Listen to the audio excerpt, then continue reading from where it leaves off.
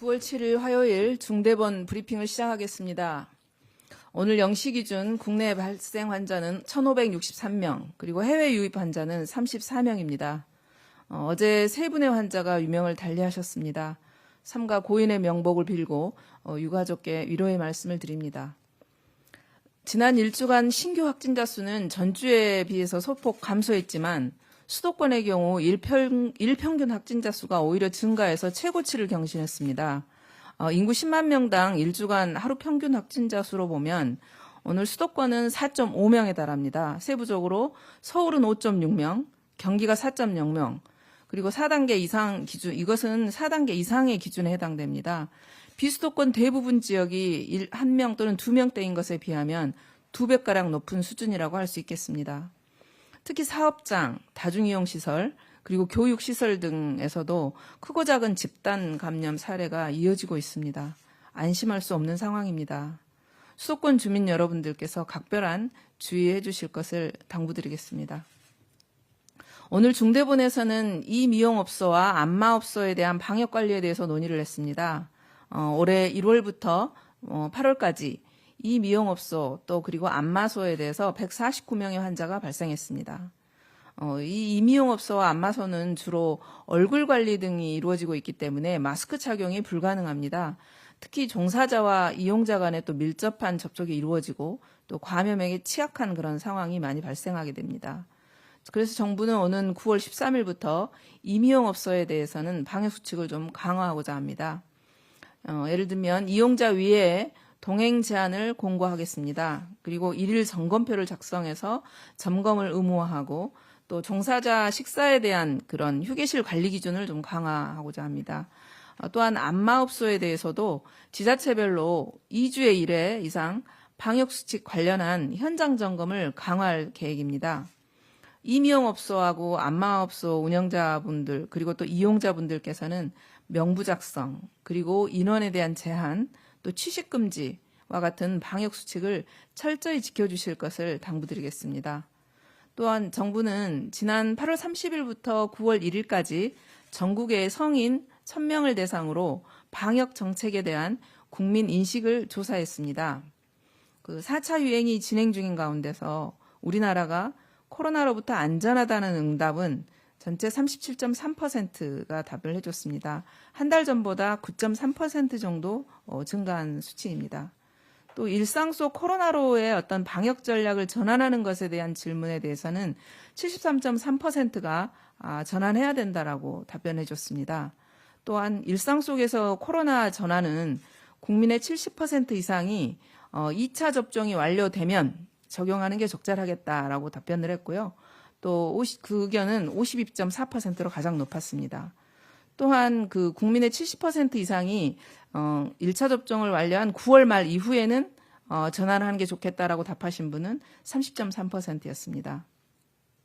그렇다면 일상생활을 유지할 수 있는 확진자의 규모는 어느 정도인가라는 질문에 대해서 하루 평균 100명 미만이어야 된다라는 응답은 41.9%로 가장 높았습니다.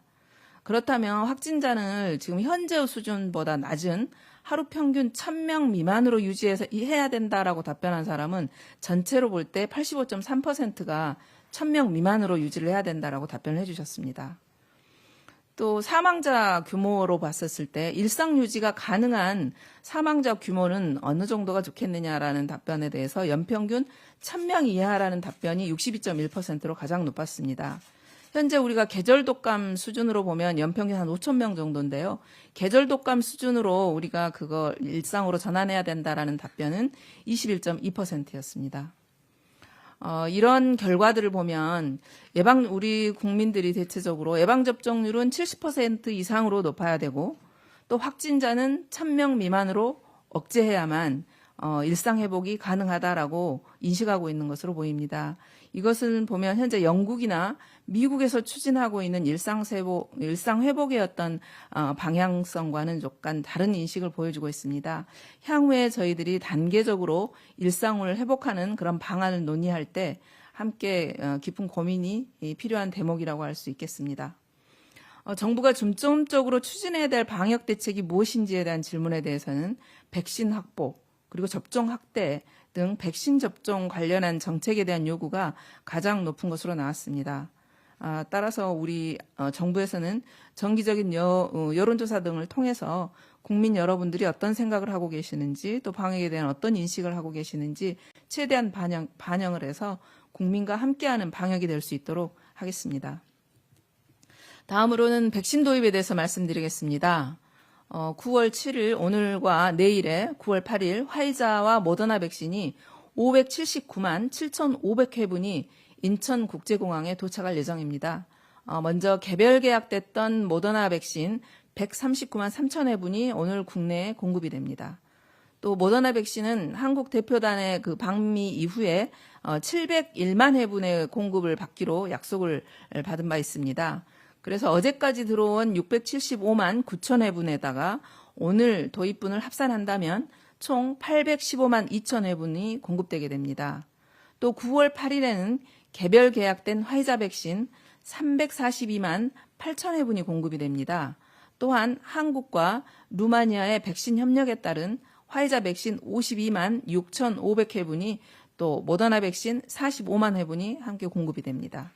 이로써 루마니아와 협력을 통해서 도입하기로 한 그런 백신은 모든 공급이 완료되게 됐습니다. 그리고 현재까지 확보한 백신 물량 그리고 예정된 백신 공급량을 고려하면 지금 추석 연휴까지 전 국민의 1차 접종 70% 목표 달성을 위해서는 장초에 저희가 예고했던 그런 물량보다는 좀 초과한 물량이라고 말할 수 있겠습니다. 또한 앞으로 이제 10월 말 전 국민의 2차 접종 70%를 달성하기 위한 물량에도 문제가 없다라고 판단하고 있습니다. 따라서 국민 여러분들께서 백신 수급에 대해서는 더 이상 불안해하지 마시고 예방접종에 적극 참여해 주실 것을 당부드리겠습니다. 예방접종은 순조롭게 확대되고 있습니다. 어제 접종이 시작된 이래 하루 기준 가장 많은 136만여 회의 예방접종이 이루어졌습니다. 어제 74만 1천 명의 국민께서 1차 접종을 받으셨고요. 50대를 중심으로 63만 3천 명께서 2차 접종을 받으셨습니다.